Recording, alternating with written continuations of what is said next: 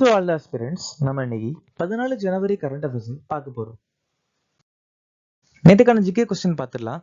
தபல் சோங்லி மற்றும் நட்புஜா இந்த மாநிலத்தின் நடனம் அசாம், குர்கா மற்றும் கோர் ஹரியானா, ஜோரா மற்றும் ஜாலி ஹிமாச்சல பிரதேசம், ஹாஃபிசா மற்றும் டமாலி ஜம்மு அண்ட் காஷ்மீர்.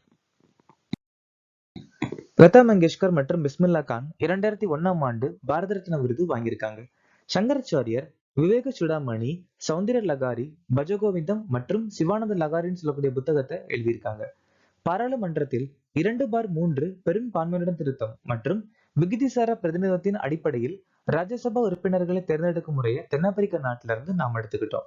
8வது ஐந்தாண்டு திட்டம் 1992 இருந்து 97 வரைக்கும் நிலுவையில் இருந்துச்சு.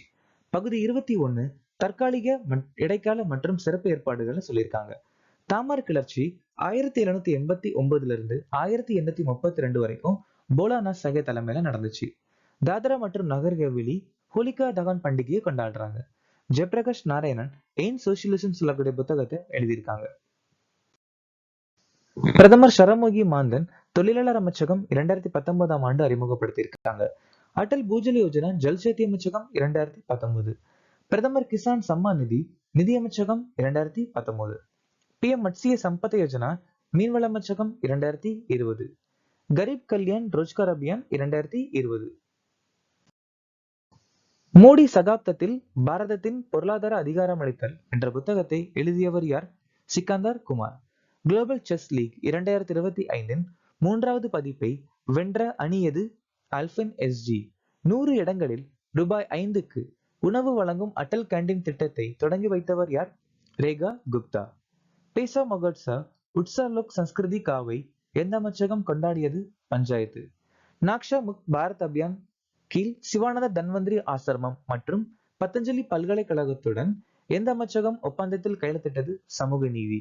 ஜனவரி 1 முதல் வரி விலக்கு வைப்புக்கான மூலதன ஆதாய கணக்கு திட்டத்தை எந்த வங்கி அறிமுகப்படுத்தியது? ICICI. தி கிரேட் சாங்ஷன்ஸ் ஹேக் என்ற புத்தகத்தை எழுதியவர் யார்? உர்ஜித் பட்டேல். 2025ஆம் ஆண்டில் பால் புரஸ்கார் விருதை பெற்ற இளம் கிரிக்கெட் வீரர் யார்? வைபவ் சூரியவன்ஷி. 2026ஆம் ஆண்டுக்கான கேலோ இந்தியா பழங்குடி விளையாட்டு போட்டியின் முதல் பதிப்பிற்கான சின்னம் எது? மோர்வீர்.